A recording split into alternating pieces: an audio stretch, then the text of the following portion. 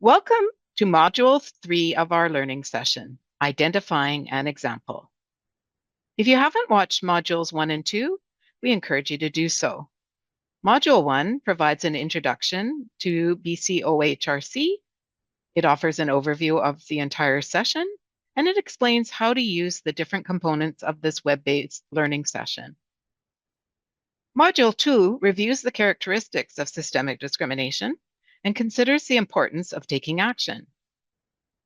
As with previous modules, we'll ask you to pause and reflect during the module. So consider having a pen and paper available to write down your thoughts if you find that helpful. Let's have a look at some of the goals that we accomplished in the past sessions. We reviewed the key characteristics and impacts of systemic discrimination, and we considered reasons for taking action to address it. In this module, we'll reflect on examples of systemic discrimination.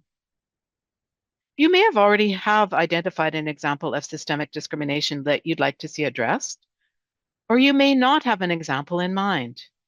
The next few slides will help you to quickly review two tools that we presented in our introductory section. They may help you to identify an example of systemic discrimination.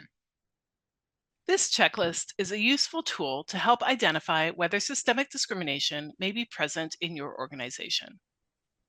It includes questions about your organization's policies, practices, and widespread attitudes and behaviors. And it also asks you to consider who's impacted and how they're impacted. A copy of this and a similar checklist for identifying systemic discrimination in your daily life is available in our handout package as a fillable form. This flowchart uses 3 sets of questions to guide you in identifying whether the issue may be an example of discrimination, and if so, whether it might be interpersonal or systemic. Both types of discrimination are important to address, but today's session is focusing on actions to address systemic discrimination, and the strategies to address it differ from those to address interpersonal discrimination. In addition, acknowledging that discrimination is systemic and not just caused by one or a few individuals encourages us to make changes in policies and practices that will have long-term impact. It also highlights how systemic and interpersonal discrimination are related. This list of key indicators of systemic discrimination, which we reviewed in the last module, is a third tool that you can use to identify an example of systemic discrimination that you would like to see addressed. I'd encourage you to take a minute to reflect on an example of systemic discrimination that you'd like to see addressed. You can refer to these key indicators from Module 2 in your handout or the checklist and flowchart in the Module 3 handout. If you came to this session with an example of systemic discrimination in mind, reflect on whether your example is in fact systemic discrimination.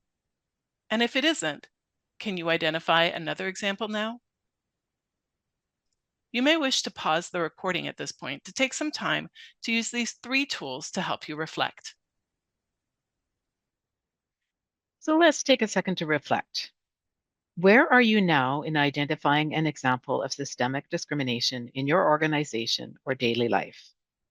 Which of these statements applies to you? I have identified more than one example that I would like to see addressed. I've identified one example that I would like to see addressed. I want to see issues of systemic discrimination addressed, but I haven't identified an example. Or I don't think there are any examples of systemic discrimination that need to be addressed. Which one of those statements applies best to you at this point? It's important to point out that not everyone may be ready, interested, or able to identify issues to take action on.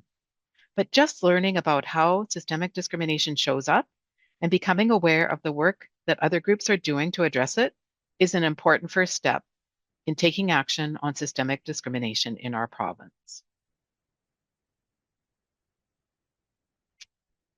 In the next module, we'll look at the effective approaches and specific examples of actions to address systemic discrimination.